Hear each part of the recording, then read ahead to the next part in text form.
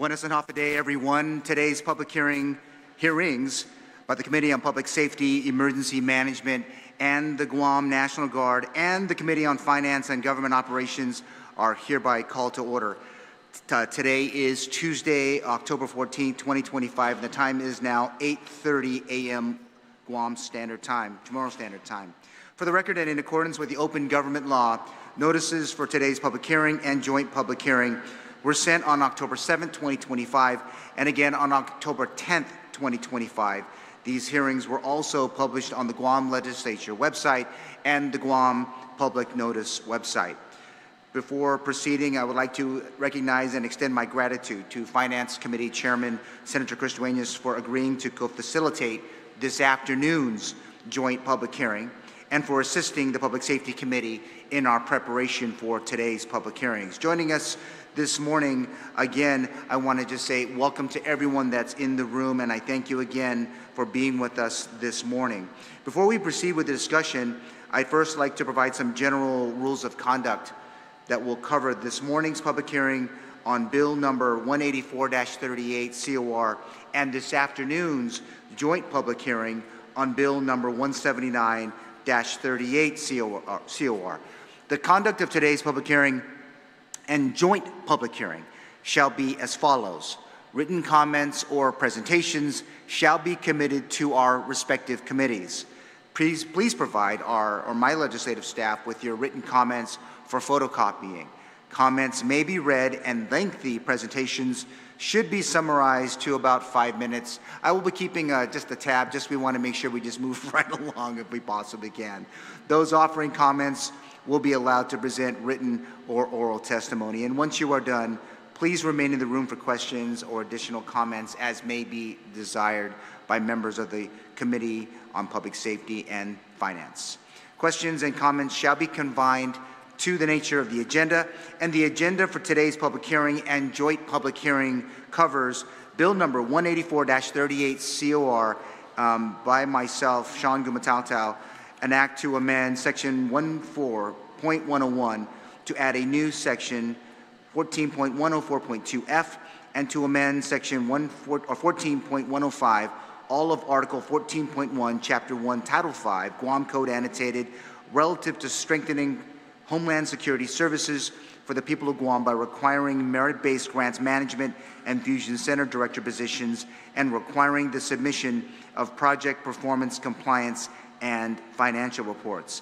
And for this afternoon, Bill number 179-38 COR, authored by me, Senator Shawn Gumataotao, an act to amend Chapter 65 of Title 10 to amend Section 14.107 of Article 14.14, Chapter 1, Title 5, and to amend Section 22402 of Article 4, Chapter 22, Title 5, all of the Guam Code Annotated, relative to abolishing the Office of Civil Defense and strengthening the administration of emergency management functions by creating the Bureau of Emergency Management within the Guam Fire Department and assigning responsibilities thereto. For the record, the Public Safety and Finance Committees invited the following entities to participate in today's public hearings. For this morning's public hearing on Bill number 184-38 COR, the Office of Homeland Security, the Office of Civil Defense, the Marianas Regional Fusion Center, the Guam Police Department, the Judiciary of Guam, the Office of the Attorney General, Guam Customs and Quarantine Agency, the Peace Officers Standard and Training Commission, the Mayor's Council of Guam, the Guam National Guard, the Office of Public Accountability, and the Department of Administration. For this afternoon's 1 p.m.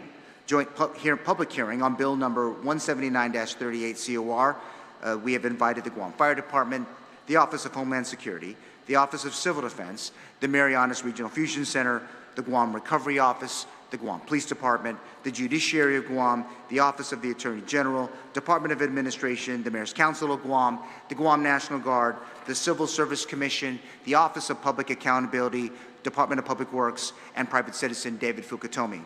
For the record, the Bureau of Budget Management Research requested a fiscal note or fiscal waiver on Bill number 184-38 COR dated September 23, 2025.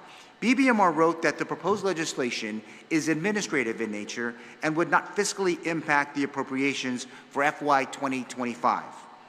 At this time, the Chair, will invite individuals who wish to testify on Bill number 184-38 COR to take a seat before the committee. Before speaking, individuals who wish to make a presentation shall first be recognized by the chair and shall state their name for record purposes. The order of questioning will begin, obviously at the conclusion with our senators, and each will have 5 minutes to ask their questions. The time allotted to each senator does not include responses that are being provided by those testifying. Personal inferences about the character or motive of any senator or any individual commenting is not permitted. Any violation of this general rule of conduct will result in removal from the public hearing room for this morning's public hearing and this afternoon's joint public hearing. Individuals who fail to maintain proper form or decorum may be restricted from providing oral testimony and/or may be asked to leave or be escorted and removed from the room. Proper form, decorum shall be practiced by all present here in the public hearing room. At this time, I'm going to go ahead and provide my opening remarks as the author for Bill number 184-38 COR. Well, Hafaday and good morning to each and every one of you. Building on Executive Order 2003-13, issued on April 21st, 2003, by my former boss, then Governor Felix Camacho, which established the Office of Homeland Security, and the Homeland Security Advisory Council, Bill number 62-35, enacted on December 29, 2020, as Public Law 35-133, was put into effect with the intent of establishing and maintaining the Office of Homeland Security as a stable, permanent entity of the government of Guam, not subject to change by revocation or amendment of an executive order.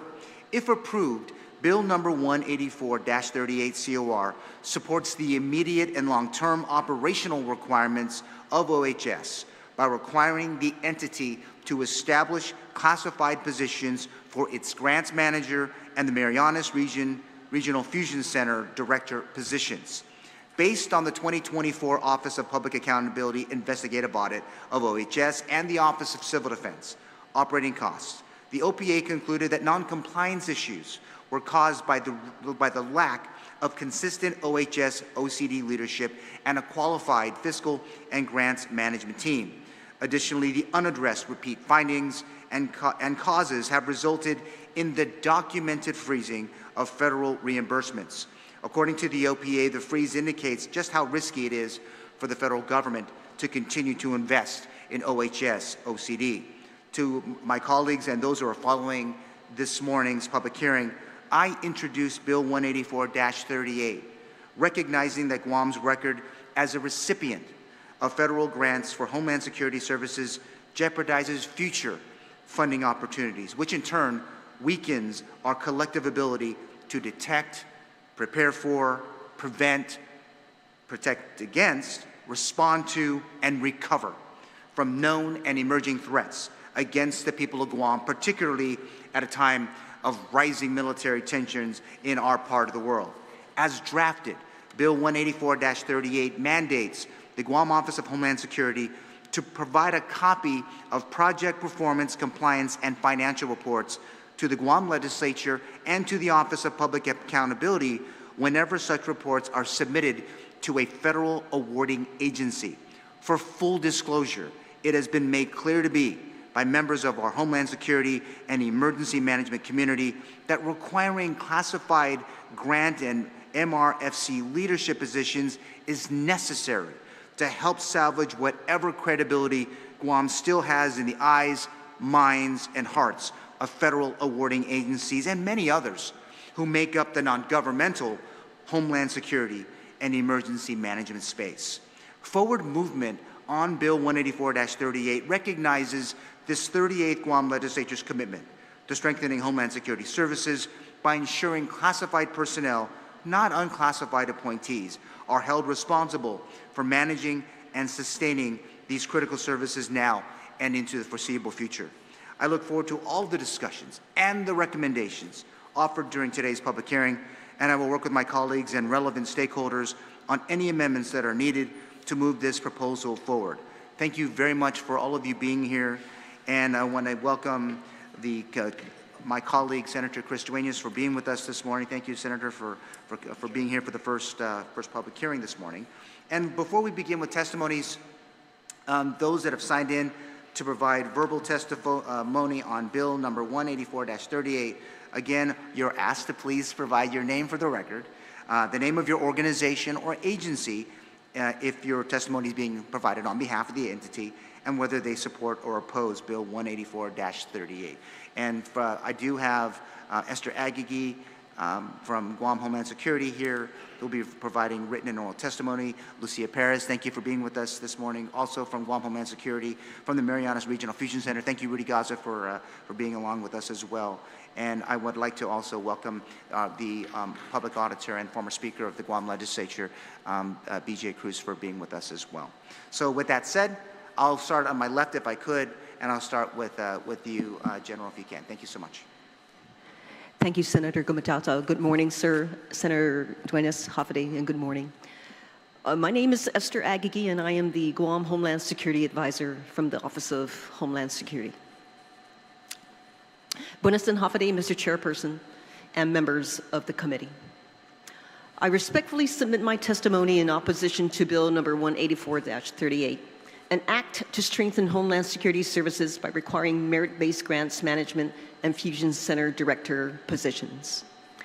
And while I share the legislature's intent to improve grants management within the Office of Homeland Security, mandating classified positions will not resolve the underlying issues identified in the Office of the Public Accountability Report number 24-07. In fact, such mandates may further hinder the recruitment and retention of qualified professionals needed to strengthen our Homeland Security missions.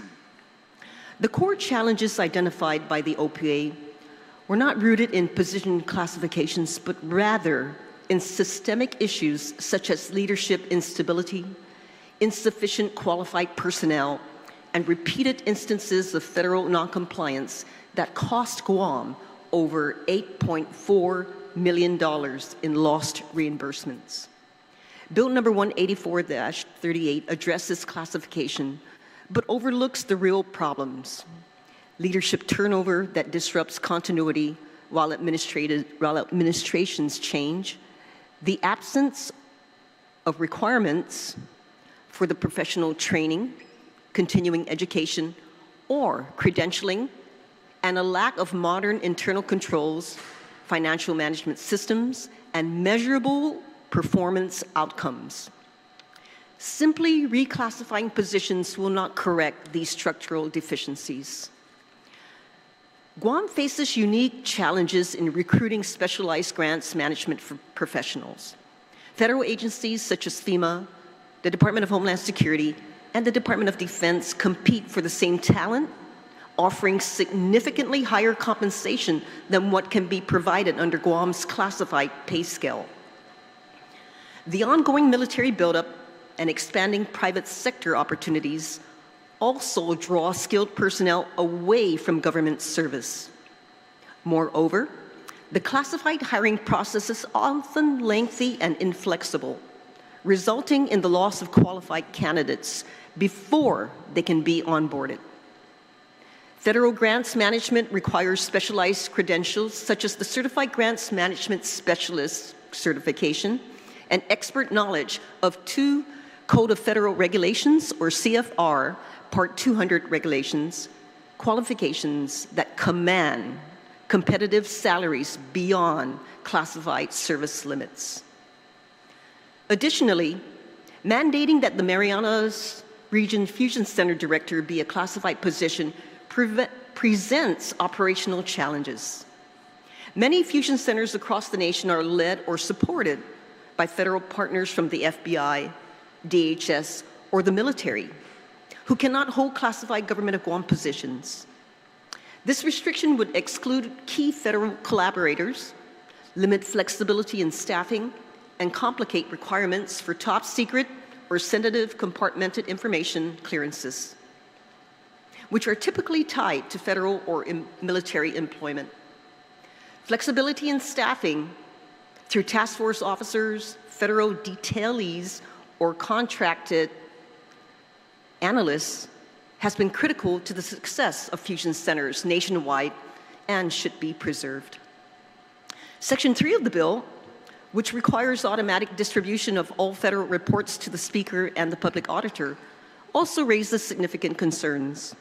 Some federal reports contain sensitive or classified information relating to critical infrastructure, vulnerabilities, ongoing investigations, or cybersecurity matters that are not appropriate for broad distribution. Also, Homeland Security grants require the submission of dozens of reports annually. Automatically routing each one creates unnecessary administrative burdens without improving oversight. A more balanced approach would be to require quarterly summary briefings to the legislature while maintaining the public auditor's existing authority to request specific documents during formal audits. And rather than focusing on position classification, real improvement should come from the performance-based reforms. The government of Guam should require professional certifications for key grants management personnel, regardless of their employment classification, and establish a dedicated grants management unit with adequate staffing and competitive pay. Performance metrics should be introduced, such as 100% on-time report submission and zero audit findings, and leadership accountability should be strengthened through fixed-term appointments with clear consequences for continued noncompliance. Moreover, a mix of classified, unclassified, and contract positions should be allowed to ensure operational flexibility and responsiveness to Guam's evolving homeland security needs. Bill number 184-38 attempts to address legitimate concerns, but focuses on classification rather than capability. This approach treats the symptoms rather than the disease. Guam's success in homeland security and emergency management depends on leadership stability, measurable accountability, competitive compensation, and the flexibility to adapt to Guam's unique labor and security environment.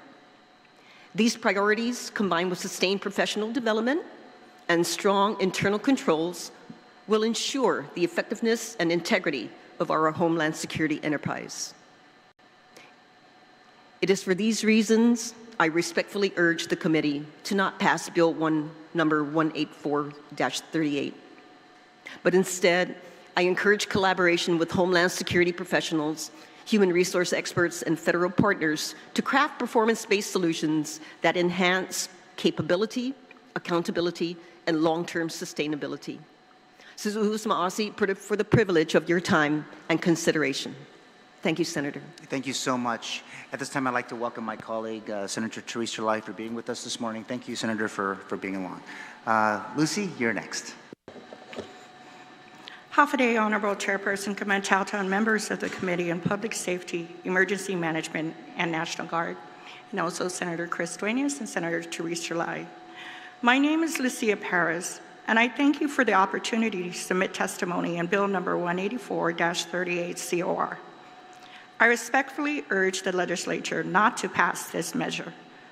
The bill's core provisions are duplicative of existing law, encroach on executive branch management of Homeland Security operations, and risk slowing operational readiness.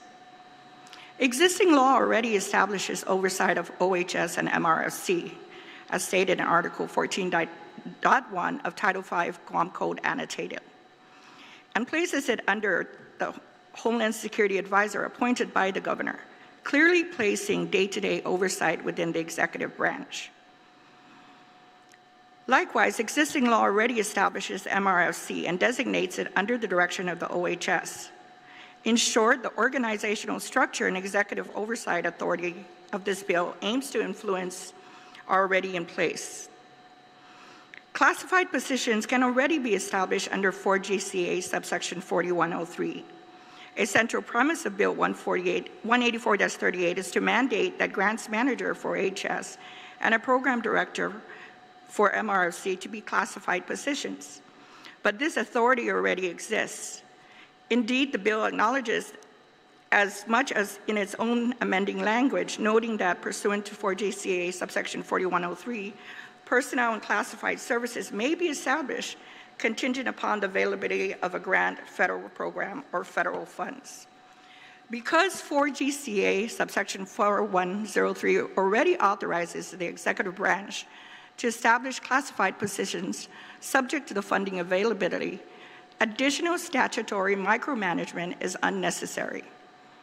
The executive and the Department of Administration, Civil Service, already have the legal tools to classify positions correctly as program needs and funding streams evolve. Recodifying job classification in statute will reduce agility precisely where agility is most needed. Reporting mandates are redundant and could undermine operations. Section 3 of the bill will add new subsection 14.104.2F, requiring the advisor to provide the speaker and the public auditor copies of all federally required project performance, compliance, and performance reports whenever such documents are submitted to DHS, FEMA, or other federal agencies. This duplicates existing federal reporting frameworks and does not on its own enhance stewardship. However, it would introduce administrative burdens for a small team already facing tight federal deadlines, grant compliance responsibilities, and 24/7 readiness requirements. Requiring the complete duplication of every federally mandated report risks slowing staff during emergencies, shifting focus from operations to paperwork, and potentially exposing sensitive information outside of established channels. A better approach is to rely on an established oversight tool, appropriations control, subject matter hearings, and targeted document requests when necessary, so the legislature gets what it needs without saddling OHS with blanket, perpetual duplicate submissions. Homeland Security operations demand flexibility, speed, and confidential coordination. Homeland Security work grant execution, intelligence fusion, cyber defense, and consequence management requires fast decisions, rapid personnel alignment, and confidential coordination with federal partners. Locking specific personnel classifications into statutes and creating broad duplicative reporting triggers could delay hiring and reassignments when missions or funding streams shift, consume bandwidth needed for planning, training, and incident response, and complicate information sharing with federal partners who expect streamlined, disciplined reporting lines. In short, Homeland Security is a domain where operational flexibility is not a luxury. It is a prerequisite for effectiveness. Legislatively prescribing how positions must be classified and mandating blanket report copying reduces that flexibility. This bill risks legislative oversight into executive functions. Separation of powers principles recognize that the legislature's vital role in setting policy and funding and conducting oversight through hearings. However, managing personnel classification in statute and mandating routine duplication of operational reports encroaches upon the realm of the executive administration. The statutes already in place, such as Article 14.1 for OHS MRFC and 4GCA subsection 4103 for classified service authority, strike the correct balance. Bill 184-38 will tilt that balance towards micromanagement without addressing the underlying issue it cites. While the bill's findings mention past grant management issues, those issues can be tackled through executive action and focused legislative oversights, such as directed hearings, performance metrics, and a follow-up on the Office of Public Accountability's recommendation, rather than by establishing rigid personnel reporting requirements. Some suggested alternatives to meet oversight goals without hindering operation. We would use operations and oversight hearing, the funding to measurable grant management outcomes and require periodic briefings to committee rather than blanket submissions of every federal report. This also keeps sensitive data within the appropriate channels while ensuring accountability. Leverage existing authority. Direct OHS to use 4GCA subsection 4103 and the Civil Service framework to classify positions when justified by workload and funding. This requires no new statute needed. And focus on compliance gaps. Request implementation plans for any OPA recommendations related to OHS grants, with timeliness and quarterly updates delivered in hearing. This keeps management and the executive branch while giving the legislature visibility. In closing, Bill number 184-38 COR attempts to solve management concerns by hard-coding personnel classifications and duplicating federal reporting at the local level. But existing law already establishes OHS and MRC under executive oversight, and existing authority already allows classified positions to be created when funding is available. The measure is therefore duplicative and unnecessary, and its mandates could impede Guam's ability to respond quickly to emerging threats. For this reason, I respectfully urge the legislature to vote do not pass on Bill number 184-38 COR, or at a minimum, strike the provisions that 1, mandate specific personnel classification, and 2, require duplicative report submissions, and instead pursue targeted oversight that preserves operational agility. Sizuas Moasi for your consideration. Thank you, Lucy. And for the record, can you please state your position at the Guam Office of Homeland Security? I am a Special Projects Coordinator. I handle ESF2, which is telecommunication, cybersecurity, and critical infrastructure under the HSGP programs. Yes, thank you so much, Lucy. Moving on now, Rudy, welcome to the public hearing room. You can proceed. Good morning. Good morning, Senator Gumataotao, Senator Duenas, and Senator Lahi. My name is Rudy Gaza, and I am the director of the MRFC. Thank you for the opportunity to provide written testimony on Bill 184-38. I respectfully submit my opposition to any measure that would formally designate the Mariana Regional Fusion Center Director as a position requiring mandatory classified status. The Mariana Regional Fusion Center, by definition and function, is designed to serve the people of Guam. Its primary mission is the fusion of information from various local and federal sources, much of which is unclassified or sensitive, but not strictly secret, to provide actionable intelligence to local law enforcement, first responders, and emergency management services. Guam possesses a deep bench of highly experienced and qualified leaders from local law enforcement, disaster preparedness, and public safety sectors. These individuals often possess decades of on-island experience critical to understanding the unique social, political, and geographic challenges facing our community.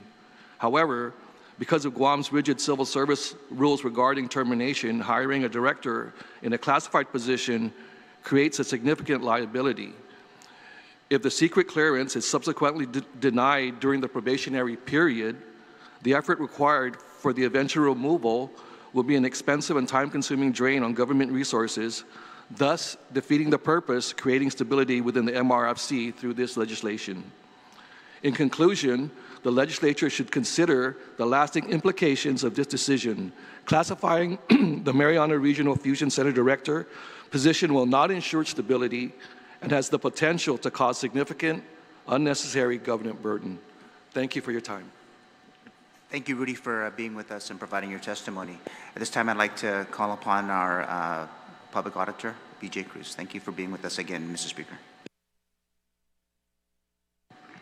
Thank you very much, Mr. Chairman. My name is Benjamin Cruz. I'm the public auditor.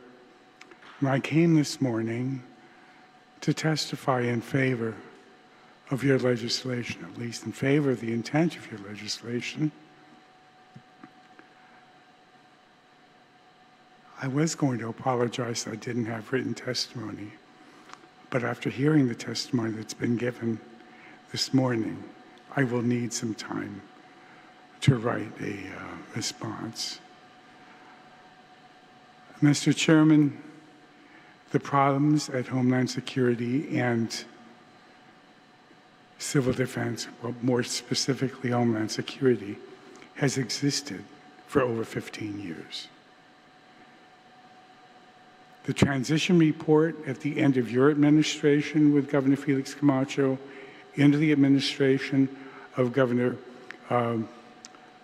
Eddie Calvo was specific, that there were problems at both agencies that needed to be addressed, that there were reports that weren't being submitted, not being submitted timely or not being submitted at all.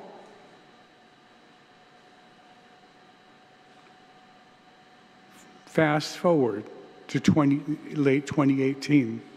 Again, the Transition Committee report prepared by the Transition Committee for Governor Leon Guerrero, again, reiterated the problem and said that it was exigent and it was going to cost us money.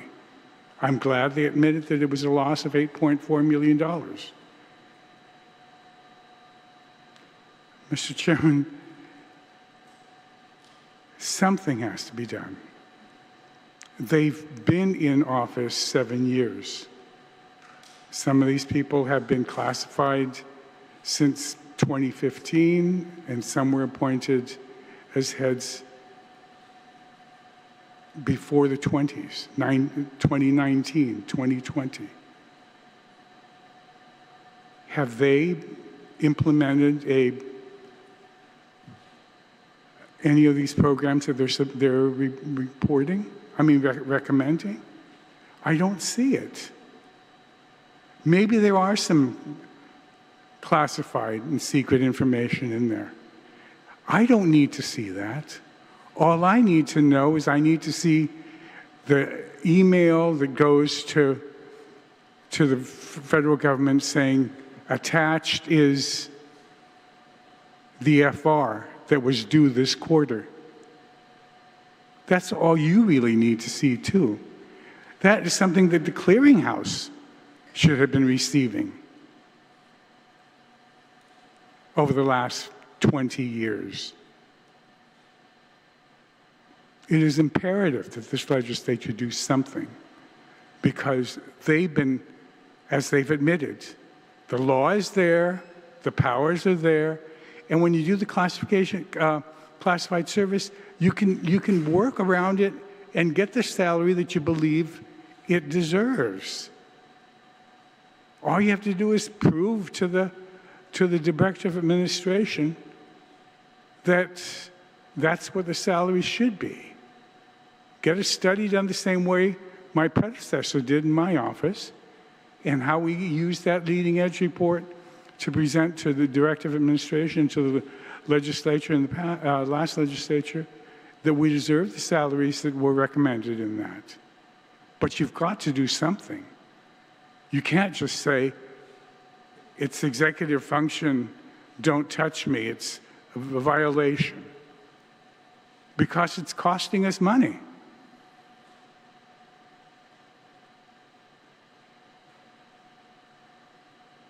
I'll just leave it at that and work up some kind of answer later, but I support the intent of doing something.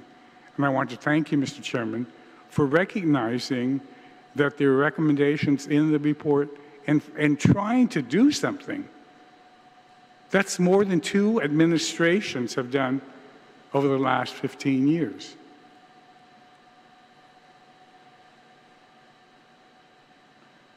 If we don't do something, they'll continue to operate just the way that they're doing.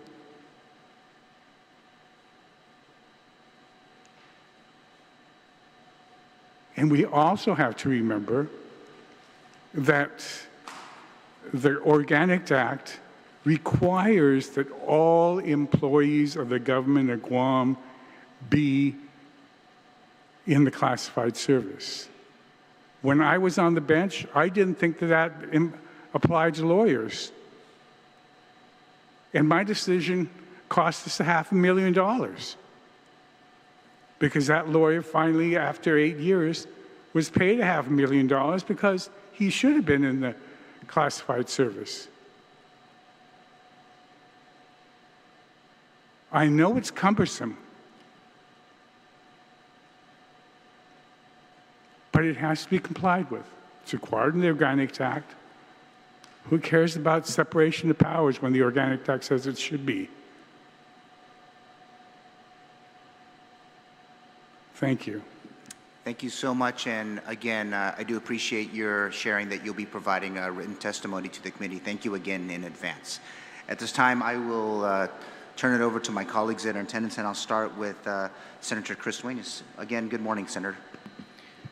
Mr. Chairman, and thank you for the panel that has come before us today. Mr. Speaker, I completely concur with you. It would be derelict for us to not do something. I don't know what that's going to look like going forward, but something has to be done. The general fund has subsidized all of the $8.4 million in revenue lost from the federal government that should and has the duty and responsibility to provide us the same type of security and ability to respond to emergencies as any one of our sister states or territories. And it's just simply wrong on its face that this happened. I also concur with the public auditor speaker, B.J. Cruz, that it is not out of the realm of possibility that above-step recruitments are consistently done for positions that are recognized as having, and what you need to do in that situation is demonstrate that the individual to receive that above-step recruitment has all the requisite qualifications, technical, training, expertise, everything that would make that employee have basically no excuse for not having the capability of executing their awesome responsibility, and could be terminated for cause for the inability to perform, and more than likely be sustained in the civil service environment in terms of that issue. I wanted to go to Rudy first, just to ask a couple of questions. How many folks currently, including yourself, at the Fusion Center have security clearance? So presently, there are 2 that have it. I have submitted my packet. I've been waiting. I've submitted it about 3-4 months ago. But what I've been told and what I've known is that there is a backlog in clearances across the nation. So they were saying that it could take 6 months to a year to get that clearance, right? But I've submitted the packet and everything's in. It's just a matter of now them getting in touch with me to go through the investigation. What is the staffing level right now at the Fusion Center? I have 8 analysts. 8 analysts, and Correct. So including yourself? Including myself is 9. Okay. So of 9 of your personnel, only 2 have security clearance. Correct. Okay. And Senator, it's been like that. And like I said, this lack of being able to apply for the clearances has been an ongoing dilemma for us. Like I mentioned earlier, it is nationwide. So it's not just Guam. It's all over the nation that people are waiting for this. Just so that the people listening understand this and the severity of it is, the operation of the Fusion Center relies on the ability to communicate and to receive communication from the highest levels of our government, meaning that only individuals that have security clearance can be given briefings that are classified. Correct. And so in your tenure as the administrator, as the director, has there ever been a time where both of the individuals who have security clearance were out for any reason, either on leave or any other reason, and leaving the office with no individual with security clearance within the operations of the Fusion Center? If it has occurred, Senator, it hasn't been for a long period of time. It may be for a week. Like I have one person now out for, I think, about 10 days. But just to mention that every Fusion Center has a DHS SIO attached to it. So they are the federal part of us, and that SIO does, from the federal side, give us briefs. If it's a classified brief, then she declassifies it for us to give us the information. But that's the challenge. That's definitely one of the challenges that we have.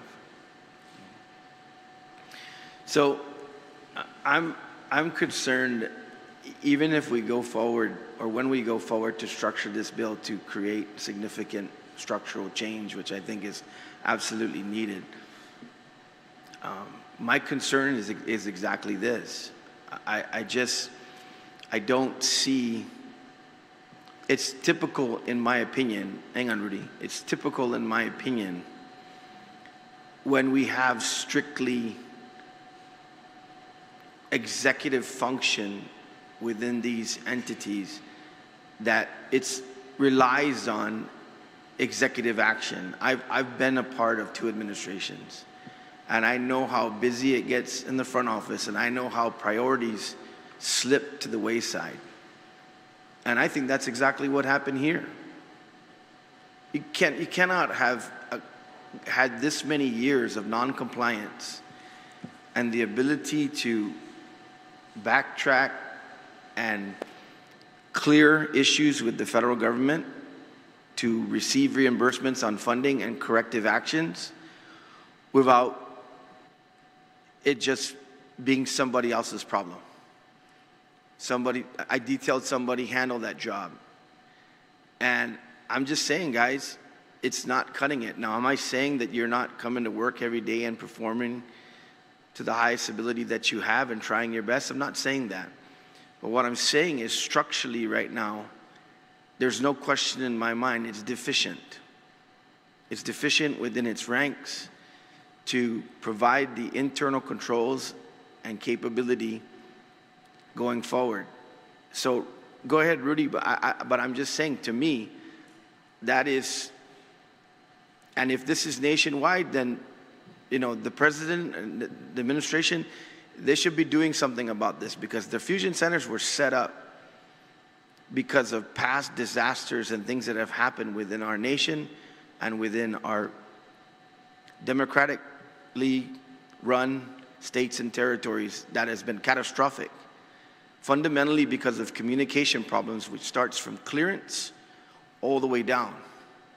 So I wanted to give you a chance to comment, Rudy, but to me, that structure fundamentally has to be secured, that there's at all times, there's mandated an individual that can get the security clearance briefings that are needed to communicate within the mode of operation. Yes, Senator, I understand your concern, but you know, the thing that I learned is that we cannot expedite the clearances. They're submitted and they go through a process. Now where we fall, or where my application falls on that, I have no control. But ideally, yes, every person in the Fusion Center should have that clearance. I agree with that. It's just a matter of them getting the approval to apply, submit, and then get that final approval. So my follow-up question, Rudy, because I know you're very, you have a long tenure within the legal system as well as within law enforcement. Within the law enforcement entities that are mandated within the Fusion Center, are you aware of those agencies and entities that currently have staff members that have security clearances that are not serving at the Fusion Center? From my understanding is that prior, yes, there were Fusion Center personnel that were given that clearance, but because of turnover or expiration of the MOAs, they've left the office, because the agreement we have is a 5-year commitment. So within that 5 years, they need to get that clearance, or they should get that clearance. It's happened where sometimes they don't get it, but people who have gotten it have come and go. So, and again, it's based on how it's set up, right? We have MOAs that we abide by, and people come in and people leave. So for the public certification, and one of the reasons why a lot of times legislation and hearings like this, what they accomplish is public information. And like I said, whatever we do structurally going forward, but Rudy, I think it's important too that the people that are listening, because people do tune in quite a bit to the legislature of late and in these days. So can you go over what are the established entities within the Fusion Center? Okay, so presently I have an analyst from the Guam Airport Police. I have one just added from the Judiciary of Guam, Customs and Quarantine, Fire Department, Department of Corrections, the Police Department, and Department of Agriculture. Okay. So, Rudy, all of those individuals that are detailed, are these under detailed appointments? They're there based on the MOAs. Okay. So these are at the discretion of the chiefs or the directors of these agencies and entities? Yeah, so what happens is that we enter into an agreement, the Fusion Center and whatever entity, law enforcement entity that is, and it's for a 5-year period. Okay, so the discretion or the individual that's going to serve at the Fusion Center is at the discretion of the director to appoint that person? Well, yes and no, because it's a collaborative conversation between myself and that director on who they propose to come into the Fusion Center. So there's a vetting process, right, that we do. They have to have certain qualifications, but for the most part, yes, right? So it's the director who offers a person, and we sit and we discuss it. Okay. Lucy, are you currently classified? No, sir. Okay. In your mode of operation, how many individuals do you oversee? I do not oversee individuals, I oversee programs. And then when activated, should the Emergency Operations Center get activated for a disaster and incident, I fall in as ESF2, which is telecommunication. So for the programs you oversee? Yes, sir. How many staff are associated and linked to those programs? The Fusion Center under the HSGP will have 9 plus the HSA, so 10. And our nonprofit has 1. Nonprofit security grant has 1. Okay. So you're basically the sidekick to Rudy? To these 2. To both? Yes. Okay. I'm the one that looks at the documentation, questions, goes after, makes sure. So in your entire chain of command of programs that you oversee along with the 2 individuals here, left and right, that is all manned by unclassified employees? For my rank, yes. For the persons that I report to, yes, they are unclassified. Lucy, I'm aware that you've worked in classified services well in the past, correct? Yes, sir. Can you discuss your observations of the differences in terms of what you presented in the testimony today? Observations in versus classified versus unclassified? Correct, because I'm sure that I would take it on face value that you're equally as effective in a classified position as you are associating yourself with now. Yes, can you discuss your experience with both services, classified and unclassified?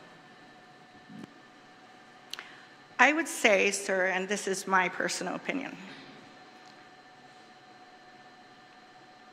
individuals, when they go in for a job, like myself, I look at my skills, knowledge, and abilities. I work to task. I do my research. I'm different, and my family will tell you it's one of my weak points, is that I work.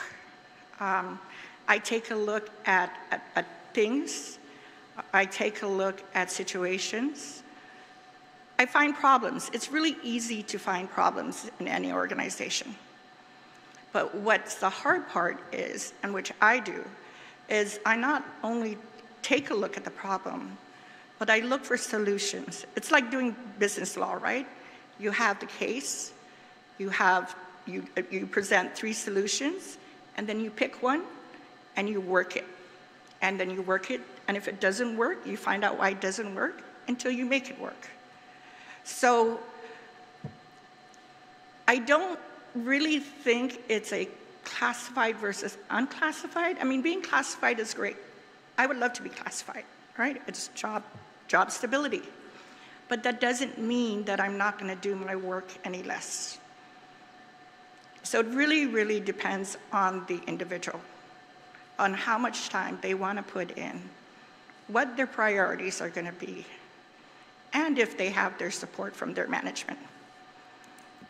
In your observation, Lucy, you point out that oversight and other tools supposedly do exist in order to be able to correct and bring about corrective actions with regard to this very clearing years and years of non-compliance and loss of revenue, and being on a situation whereby essentially you're funded by the general fund now because you're not able to download federal funds and operate under that situation.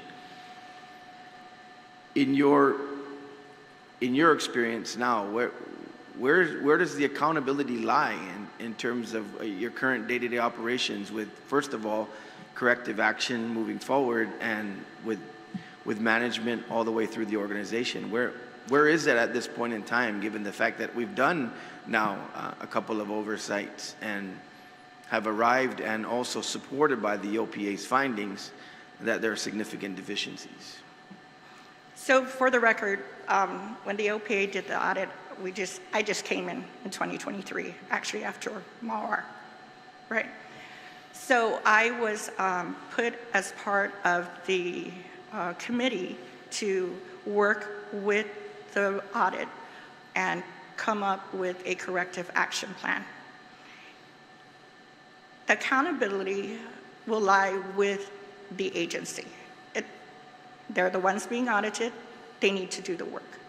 What I have seen, and the OPA probably has not seen yet, is we have worked through, and I can say this because I've developed some policies that was required of the corrective action plan. We've set up some safeguard improvements, like personnel time management. We've looking at making sure that certifying officers and authorizing officials, which I am one of the certifying officers by proxy right now because of the audits, understands the systems, right? At GFMIS at DOA, we work closely with BBMR.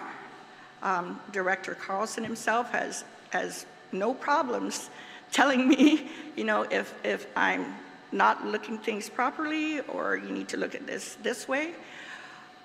And also just making sure that systems match, because that's one of the tasks where maybe because of upgrades, expenses or balances have not been put in correctly, but that doesn't negate the duty of us ensuring that what we put in is what we're seeing.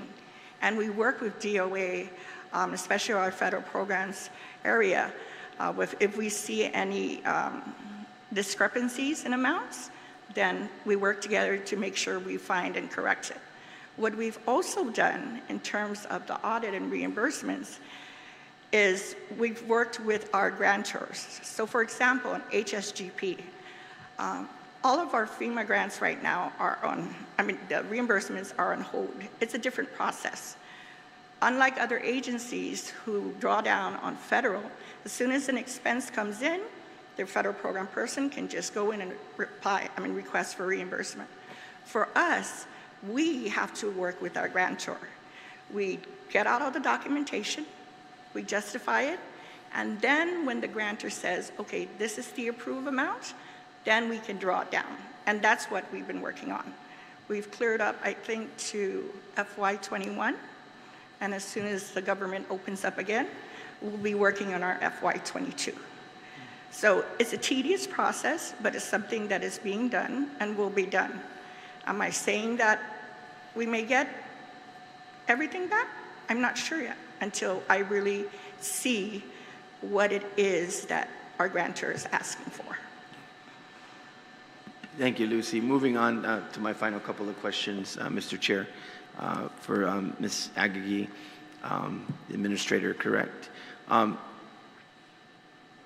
many employees currently, as you note in your testimony, all the testimony talked about how the tools exist to classify employees within the organization. How many classified employees currently exist under your leadership? Senator Duenas, thank you for that question. Could I make a point of clarification? I am no longer the acting administrator for civil defense. The duties and responsibilities were returned to Mr. Esteves on September 12th. Okay, so in your capacity, and as you are aware of the operation at this time, how many employees are classified within the organization? Combined with the Guam Office of Homeland Security and Office of Civil Defense, there are 5 classified employees. There are 5 classified employees? Yes, sir. How many total employees are there? There are a total of 12. 12. Okay.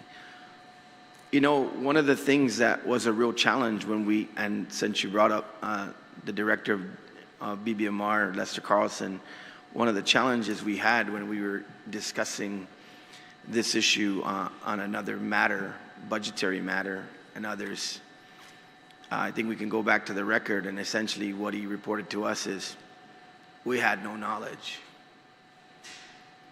So this goes back to where I was talking about earlier, that a lot of times for some reason, either there's not a point person that goes over and says, hey, what's going on over here, to report it up, or from inside the organization, nobody's going down to the front office and saying, you know, Houston, we have a problem. And therein, I think what the auditor finds and what we find that there's got to be some corrective action is it just seems blatantly clear that operationally there is lacking that accountability matrix. You may say that it exists within the organization. You may say that this is a duplicative effort, but the proof is in the pudding, and it proves otherwise. So we will continue to mull over your testimony, work with the public auditor in terms of his written response, and find out how we can do something with this legislation moving forward. Because I just think that for the people of Guam and for our body, you know, not to act in some manner to bring additional accountability to this would just be derelict on our part. And we appreciate the oversight capability. We think that the oversights that we conducted within the beginning of this legislature have, you know, borne fruit in terms of getting some things done. But from the issues of classified briefings to be able to be received, from the issues of internal controls and ensuring that we have displayed corrective actions that have put us back in good standing, I'll continue to have to, you know, work with you on it. And believe me, that's what we're trying to do. We understand, you know, structurally, probably from the executive level, and, you know, let's just be clear, right? In a little over 14 months, we'll be moving on. You know, none of us will know really where we're going to be, but that's an issue too. And that's one of the things we're looking at. Because right now, it's a decision that comes down at the behest of the executive, for better or for worse. And unfortunately, right now, you know, the record is clear. There's a lot of room for, you know, fixing. Yes, Esther. Thank you, Mr. Chairman. Sir, so point of clarification. I absolutely agree. To do absolutely nothing would be wrong. So I applaud the effort to do something about the dire situation at Homeland Security and Civil Defense. And Mr. Chair, if I can also make a point of clarification. You have 2 individuals on this table who have security clearances, who are qualified to receive and distribute classified information. And those 2 individuals, sir, are myself and Ms. Lucy. I hold a top secret SCI, top clearance, and Lucy holds a secret clearance.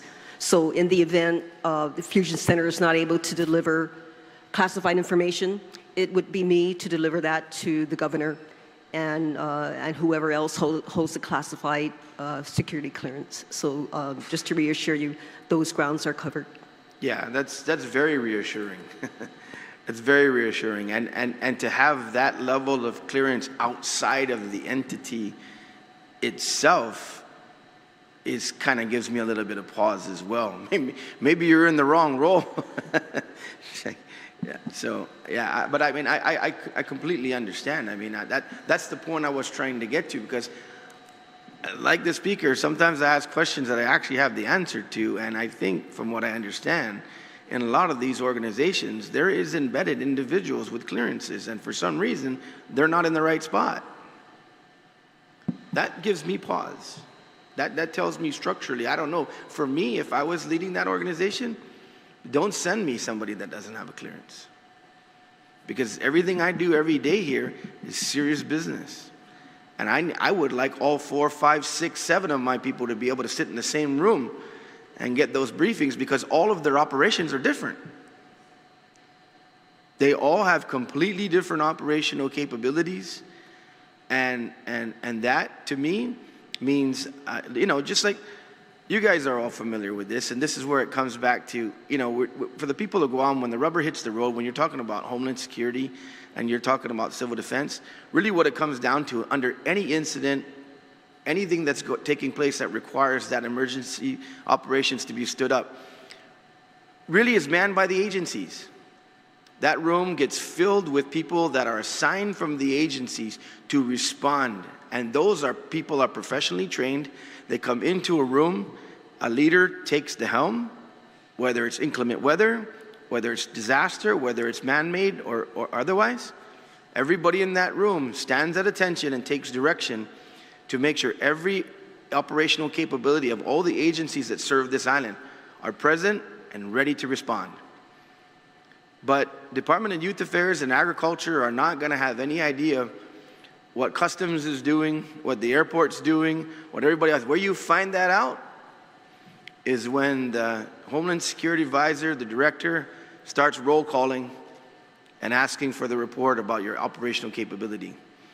And if I'm sitting there in a fusion center that requires, in my opinion, clearance, I don't want to be in the foxhole with somebody next to me that's got a BB gun. I want a 9mm and bigger. That's my deal. Thank you, Mr. Chair. Thank you, Mr. Chair. And again, I just want to publicly, thank you for your support on these joint public hearings, especially for these bills. And again, I want to thank you for that publicly. At this time, I want to recognize Senator Terlahi. Please, you're recognized. No, she's not.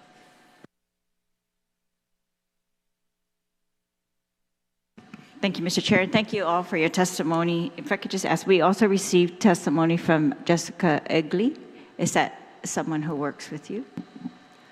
Good morning, Senator Terlahi. Yes, Jessica Egley is our DHS representative. She is our intel analyst who is assigned to Guam and the CNMI, and her primary role is advisory to both the Fusion Center, to the governor, and to myself. Okay, and so she gave some recommendations on the bill as well, and some concerns that I hope we can accommodate as well. So I guess if I could just back up a little bit, and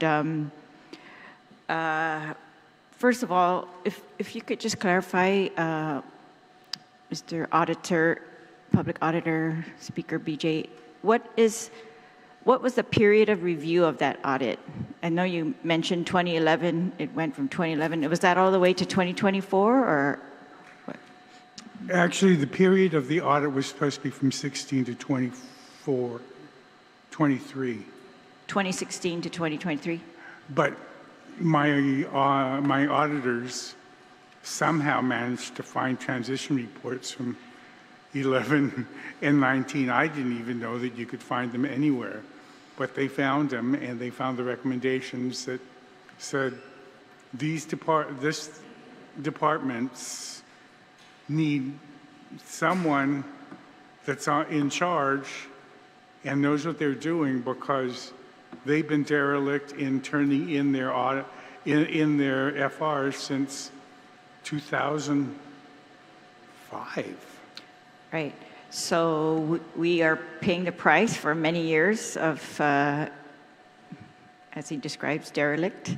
But are there reviews of current operations or current fiscal management? Are there current, like, have they reviewed, Lucy, your proposals to implement their recommendations or the OPA's recommendations? They are currently going through the review, and that's something that our civil defense administrator will need to respond to, but I do know that we are active and currently looking at every, not only what the OPA recommended, but also what FEMA recommended. But I cannot officially speak to those documents. It should be the civil defense administrator. But I can tell you what I've done. Well, I want to know, how would we know? For example, you suggested that we just do oversights and that we will know if we mandate implementation of the recommendations. Well, how will we know if we are succeeding in that without knowing what is being proposed and what is the federal response to that? Because we can mandate all we want, but if it's not responsive to what they're going to be finding. So I feel that whenever documents are releasable, and I say releasable because, like, when you deal with FEMA, we always have to go back and get permissions before anything, right?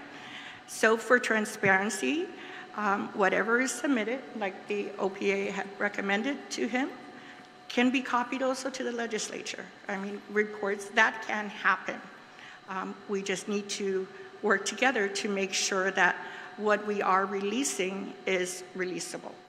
Can you make a list of those documents that you think we should receive or can be forwarded to the legislature, and what they would, how would we use those? We are not the federal reviewer of your grant. We cannot tell you whether you're complying or not. It would be, we need to see what they are saying to you. That's what I want to know. How do we monitor that? And when do they monitor that? Is it always after the fact and we're not going to be fixing this situation for many more years? Or are they telling you right now what to do right now and you can implement those like as soon as possible?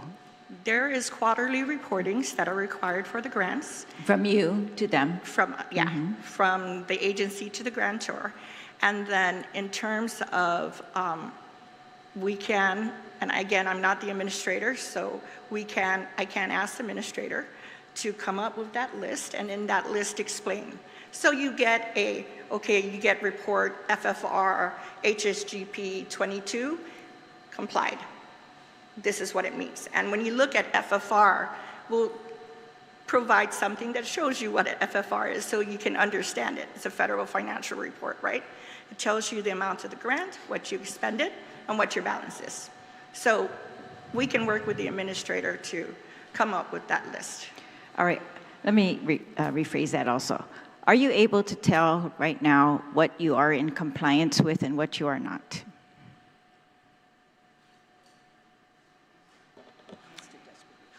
Yes, I am. So for example, cybersecurity, one of our grants that we manage, right? How do you know? Because we have desk reviews. Okay. My cybersecurity grant has gone through 2 desk reviews, and we haven't even spent the money yet. And what that desk review entails or covers, it covers everything. So it'll ask you what your grant is, it will ask you what your financial plan is, it'll ask you for your procurement plan. All right. So when we go through this desk review with our auditor, we do get a letter back that says we complied, or if we have to fix some things. So those, again, we can provide. But we got $8.4 million worth of deficiencies, so how did they not know? That's what I'm saying. How are you promising now that you're going to know when they did not know, or did they know? Ma'am, I cannot respond to that 8.4. That was way before my time, okay? But what I can say is that when you work with your grantors, you know. You know, and you have to be able to provide documentation so that you can get those reimbursements. All right, then what is the impact of a change in director on that, on the management of those grants? Because the bill's proposing that we change or we make the directors classified, and that's going to solve our problem. How does that solve our problem? Making the Fusion Center director classified is not going to solve that problem. What will solve the problem is ensuring that the people that are managing the programs are following their quarterly reports, are making sure that they work with their grantor for pre-approved. So for example, in HSGP, before I can do anything as an expense, I have to justify it to my grantor, put it in writing, request, and then when he says, yes, it's approved, then I go out and procure or finalize that expense. Okay, I appreciate that, but you're not explaining then how did it happen in the past if all these strict requirements are already in place. I don't believe that they are. I think, and you're saying because you're qualified and you're competent, I agree with that, but how do we ensure that the next person is? How is it not required in the grant that you're going to have some person managing these grants who's competent? Well, what we've done just recently, and because I saw it as an opportunity when FEMA was out doing a training, is we put together a class with FEMA for grants management. And we opened it up not only to the employees within the Office of Civil Defense and Homeland Security, but other agencies. So it was an online course for about 3 weeks, every day for 3 hours, and they went through the grants management. Okay. So that's one of the things that we're doing. Senator, I cannot respond to why. But you have to have happened. Understood how that could happen.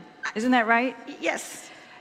You have to understand that in order to prevent that. Yes. So do you understand that, and how are you preventing that now? How is that going to prevent it in the future, even when you're gone?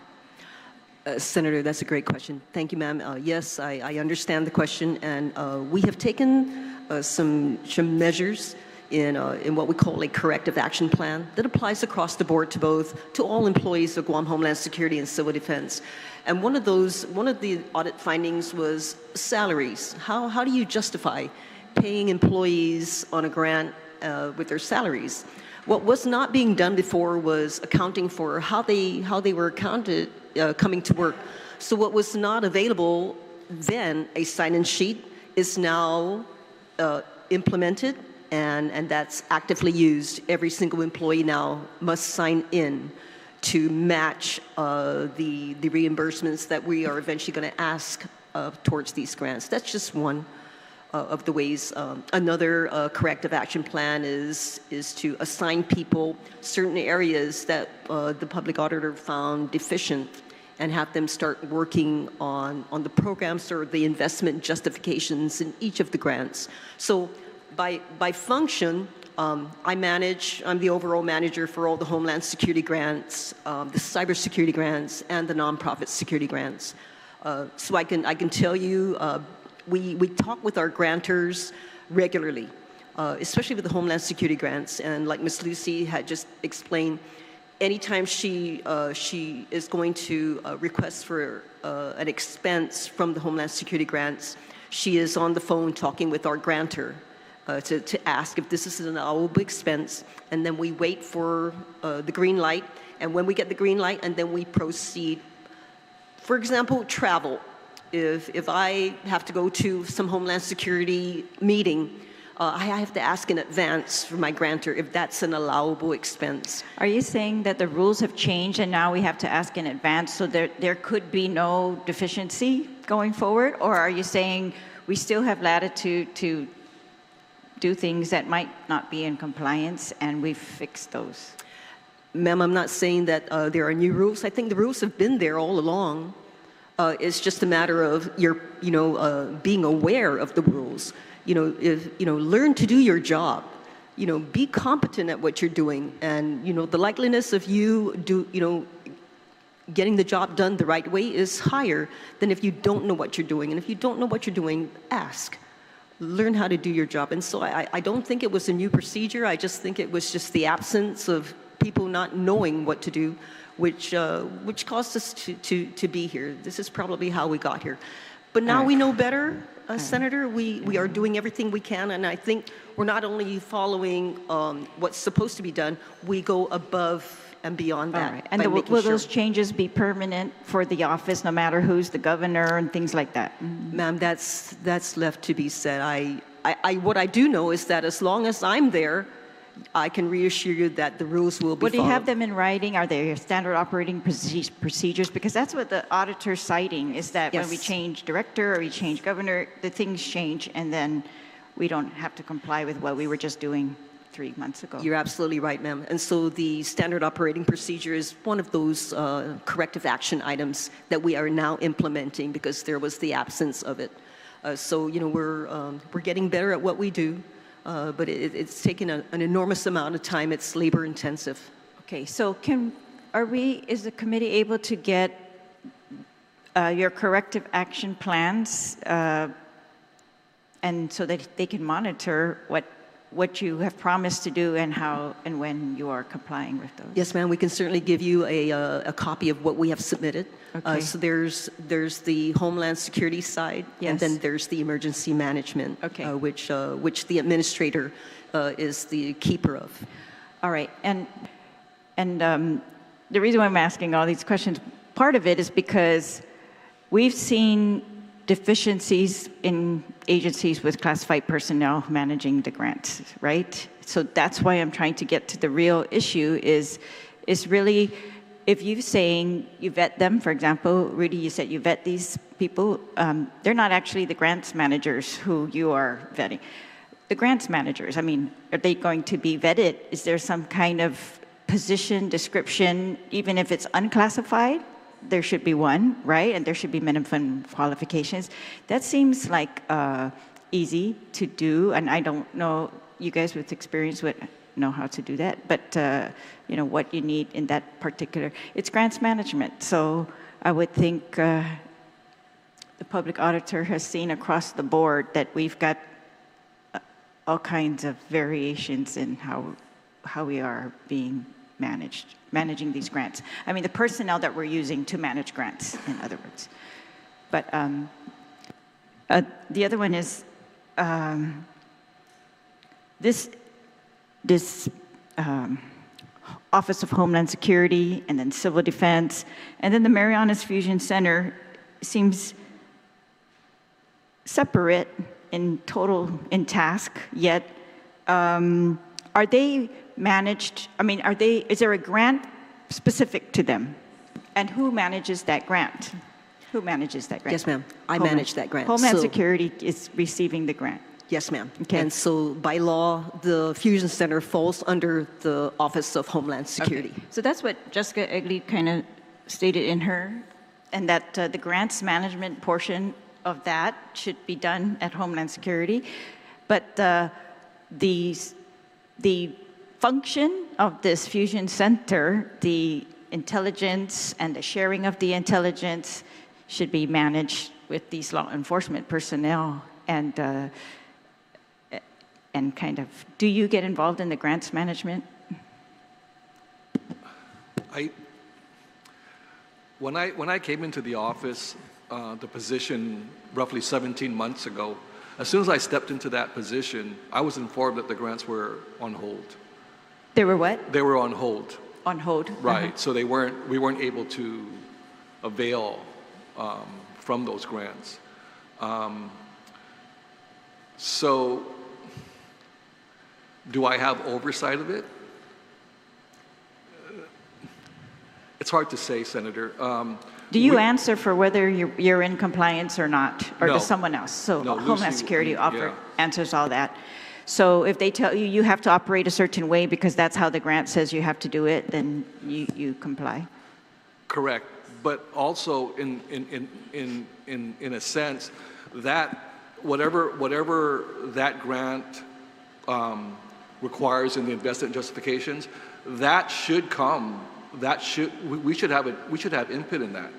You should have what? We should have input Input? as to what we as a Fusion Center are looking into as far as threats or prevailing threats. So sometimes like the grant comes and like, for example, we're in the 2022 grant, whatever the investment was there, those justifications, I mean, you know, it's 3 years ago. Is that still what the Fusion Center is tracking? So, which grants the Guam pursues, you're saying? Right, correct. And meaning which tasks you're going to Correct. continue to perform? So if I can just say one thing, Senator. So in a previous life when I worked for the judiciary, I did have, when I ran the juvenile section, I did have a grant for the School Resource Office program, and it was a federal grant. The judiciary has a federal grants program. So I was assigned a grants manager. And we would meet every month, and we would discuss if there was any movement in the funds, where it was going, how it was being spent. Even as we got close to the end of the grant, we would talk, well, we have X amount of money left. What are we going to do with it?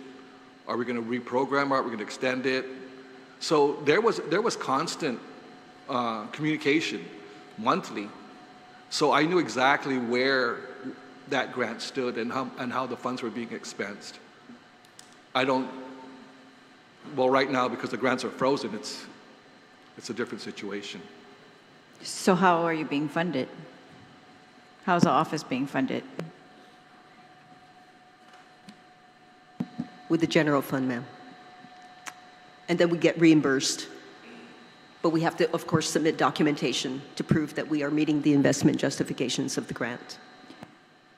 All right, because there's no appropriation, is there, in our budget for that? So I think that was one of the findings or something that I read that shows they can't trace how much is being applied to that office or the other offices. Is that correct? So have we resolved that? Is it just a matter of discretion, like your discretion? How much? No, ma'am. It's not up to no one single person. It's always going to be a team effort. So recently, we were awarded over $10 million in grants. That was a response to the grants management situation that has happened in the past. So depending on the grant, there's a period of performance. And right now, our period of performance for our fiscal year 22 grant is in place right now, and we're getting ready to close the books on that. And then we have a 23 period of performance cycle, and then 24, and then of course recently we were awarded for fiscal year 25. So the grant that Rudy's talking about, whoever wrote that grant, obviously did not include the Fusion Center as part of the projected objectives of that. So we're trying to clean house, and we're trying to use as much funds as we can, get reimbursed for as much as we can, and then once we can justify the products that are in alignment with the investment justifications, then we submit for reimbursement. Okay. I think he had to leave the room for a minute, but I wanted to ask, why are we, this is pretty much in response to the audit. It's talking about fiscal things. Were there also findings of from the grantors regarding the security clearances? Why are we discussing security clearances? Is that something that we have not complied with? Is that a finding? In our audit, no, it wasn't. Okay. He's back. Is security, was it ever cited by the feds that we're not in compliance because we didn't get the security clearances? Because they've assigned somebody here to brief anyone who needs to be briefed on classified information. Senator, I'm not aware of that in the findings. Okay. I'm just curious why we're talking about that. And can you just clarify, Mr. Gaza, why you brought it up that you applied 3 months ago? What does that have to do with this bill? No, what I'm trying to get at is if the position was classified and you hire them, because the clearances come after employment, after you. Oh, I see. It's not a prior requirement. So like Lucy says, Lucy has one, but Lucy was in the Fusion Center before. So it's not something where you apply for it. You can apply for it and then get it and then say, oh, I have this clearance, and let me go, because it has to be endorsed by DHS. So the ones that have it were there before you?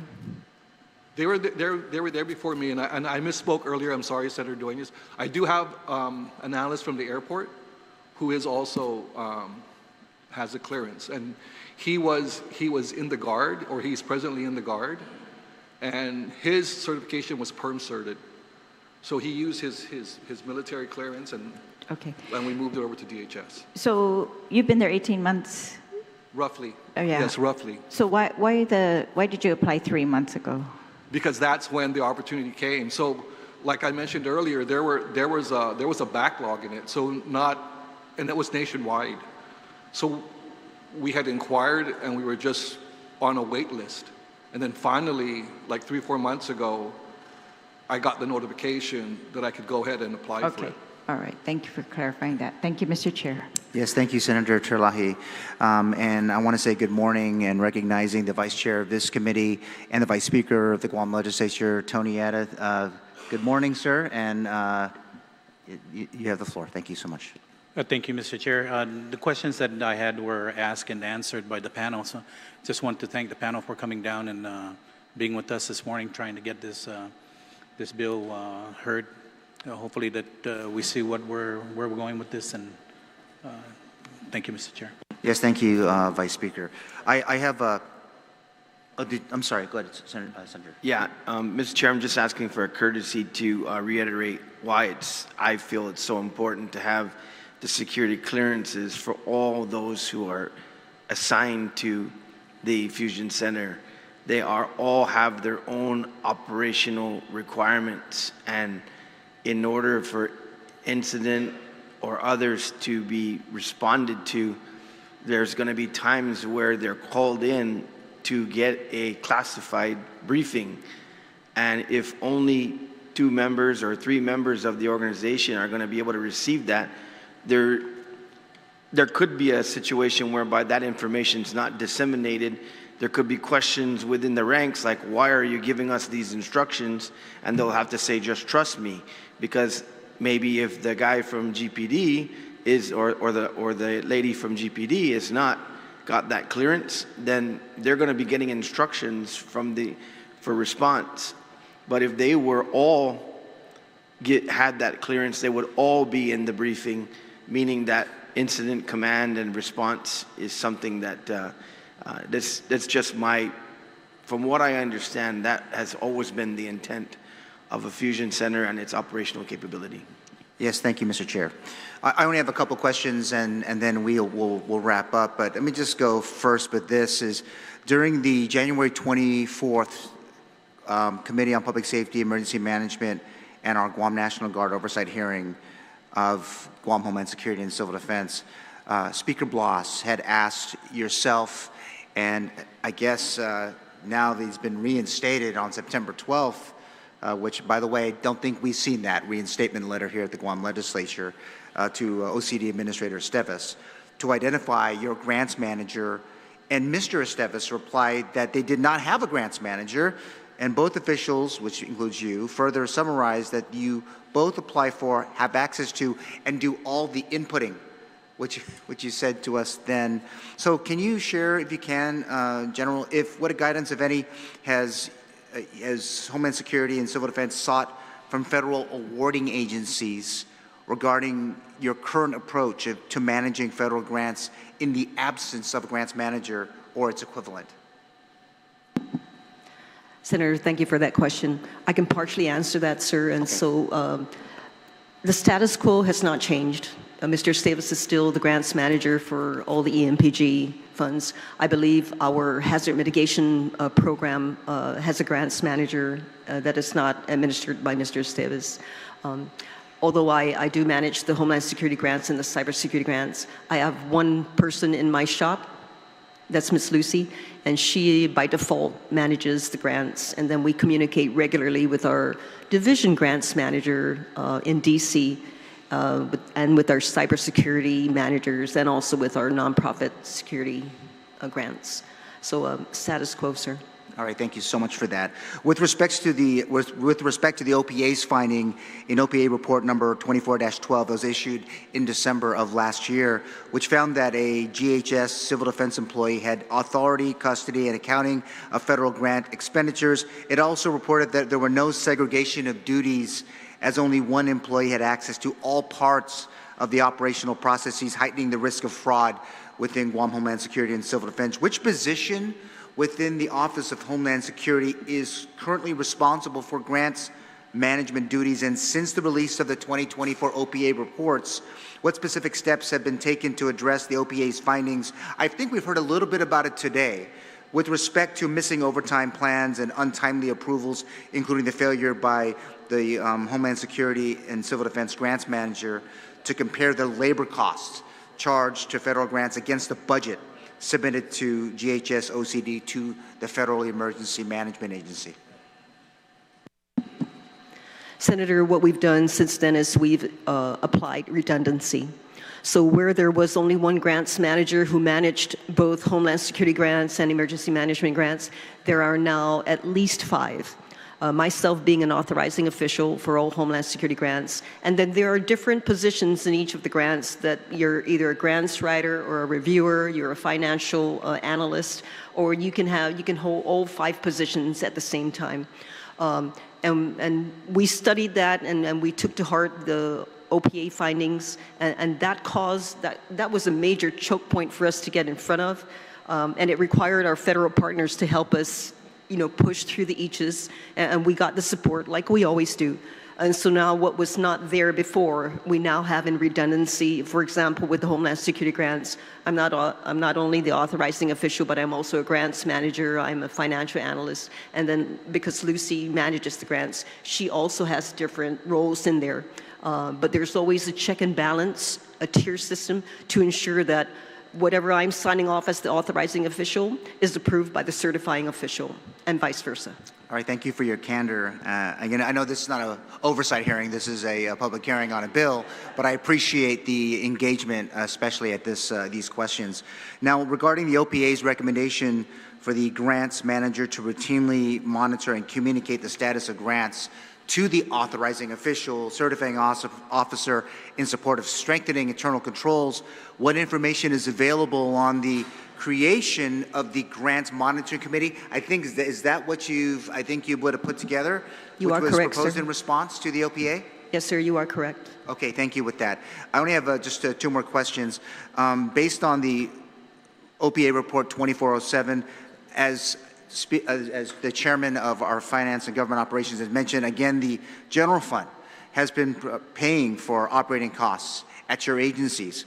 As a result, FEMA placing on hold, and it's no secret, to the grants, to the Homeland Security Grant Program, the Emergency Performance Grant, the reimbursements to the general fund. What's the status of the estimated $8.4 million in outstanding federal reimbursements that are owed to the general fund, as was mentioned by Senator Chalahi, for the $71.3 million worth of expenditures that were initially covered by the general fund? And how much more did the government of Guam spend to date covering the obligations from your respective agencies that would otherwise should be paid for by using federal grants?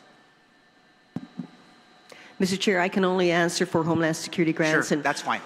We had a couple of drawdowns recently from the Homeland Security grants. Although it's not 8.4 million, it is something, and one to the tune of 39,000, and that was because we were able to provide justification for the projects that were submitted to the grants manager to show that we provided the products that we said we were going to do. And the other amount was, Ms. Lucy, can you refresh my memory? Was it 200? It was 200,000. 200,000. So not 8.4, not even close to that. Right. Sir, however, we are drawing down as we can, and with those internal control measures in place, I believe and I'm confident that we can continue to draw down, but that requires evidence of the products that we have to present to our Grants Management Division to justify the expenses that we had asked for that got us to be approved for the certain grants. And that is really a long way, and I hope that you will continue to do it. I just have one question, if I can, for Rudy. I know in Section 4 we're talking about the Fusion Center Director. I know this is going to go to markup, but I get your general feeling, because you are a post-certified law enforcement person. Correct. You bring all of that from the judiciary of Guam. Can I get your input on, in the bill, if we were to change this to the Guam Police Department to hold the Fusion Center Director, who is also a law enforcement, what's your general feeling? And I appreciate the nodding of a head, but I want to get from your perspective how this could help this particular bill. So my understanding, Senators, a good majority of the fusion centers are situated within the local police departments nationwide. That's how they're situated. There are some that are standalones, like we went to one in Virginia that was a standalone. The Virginia Fusion Center was a standalone. The DC Fusion was a standalone. But for the majority of them, they are situated within their local police department, for whatever reason that is. But that's how they've been set up. Okay, and I want to thank you for that. Again, I want to thank you, all of you, for being with us today, and again participating in today's public hearing on Bill 184-38. I just want to close by saying just a couple of things, if I could. Recognizing our place in the Second Island chain, it is no secret that Guam's role as America's tip of the spear presents both unprecedented economic opportunities and national security challenges, which, if left unmitigated, potentially compromises the safety and well-being of Guam's 160,000 people. With the creation of classified positions, including through classified limited term appointments consistent with local and federal government personnel policies, this legislation is necessary to help repair the damage made when policies are disregarded and oversight is not prioritized by those in charge. This bill was introduced in direct response to the 2024 audit findings by our Office of Public Accountability and recommendations that have been offered by leaders of our regional and national homeland security and emergency management communities who continue to engage with our friends at the Guam Office of Homeland Security.